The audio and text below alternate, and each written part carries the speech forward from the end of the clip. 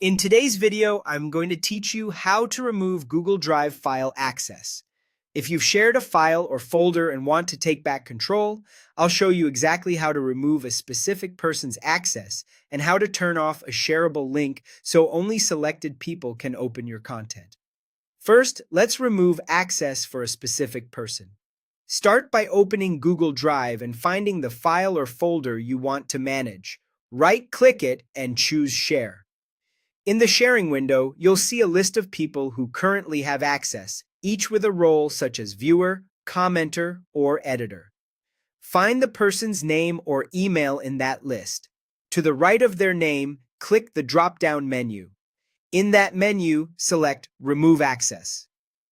After you do that, make sure to click Save to confirm your changes. As soon as you save, that person immediately loses access, which means they won't be able to open the file or folder anymore. A quick note on permissions. Only the file owner or someone with editor permissions can remove other people. If you don't see the option to remove access, you may not have enough permission on that item. Also, you can't remove the owner of a file, so if you're not the owner, your options might be limited. Now let's tackle link sharing, which is just as important. If your file is set to anyone with the link, anyone who has that URL can open it, even if they weren't explicitly invited. To turn that off, right-click the file again and choose Share. Look for the section labeled General Access. If it says anyone with the link, change it to Restricted. Then click Done. With that change, only the specific people listed in the share window will be able to open the file or folder, and forwarding the link won't grant access to new people.